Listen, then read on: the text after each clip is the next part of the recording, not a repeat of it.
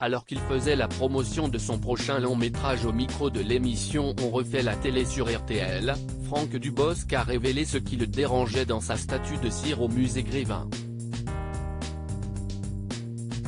5 mois seulement après la sortie de 10 jours encore sans maman, Franck Dubosc revient déjà au cinéma dans la comédie Nouveau départ. Face à son amie Karine Viard, le comédien incarne Alain, un homme qui partage sa vie avec son épouse Diane, dont il est amoureux comme au premier jour. Si le père de famille traverse la cinquantaine sans crise, ce n'est pas le cas de sa femme, qui oscille entre déprime et chute libre. Face à cette situation, il décide de prendre le taureau par les cornes en mettant en place un plan audacieux, quitter sa femme afin de donner un second souffle à son couple.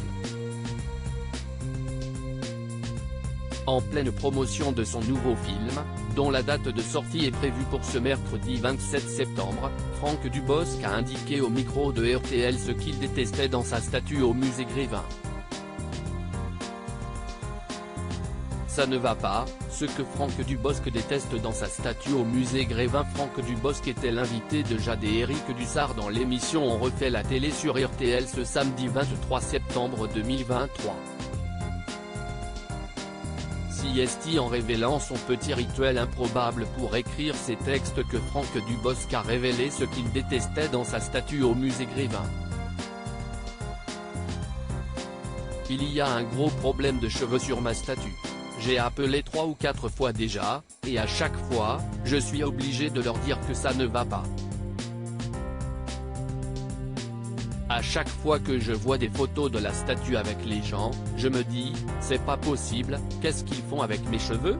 Mais c'est ce qui est le plus dur à faire pour une statue, a déclaré le comédien, avant d'évoquer sa statue de cire au Canada, qui ne lui ressemblerait pas. Une statue grandeur nature dans le célèbre musée parisien. C'est au début des années 2010 que Franck Dubosc, fort de ses succès au cinéma, a inauguré sa statue de cire au musée Grévin.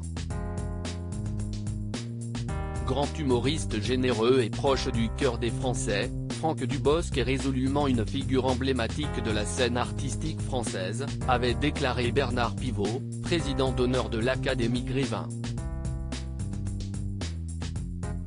Pour cet événement spécial, l'artiste était accompagné de sa femme Danielle, avec qui il a eu ses 2 garçons Raphaël et Milan, et de ses amis, dont le réalisateur Fabien Antoniente et l'humoriste Stéphane Rousseau.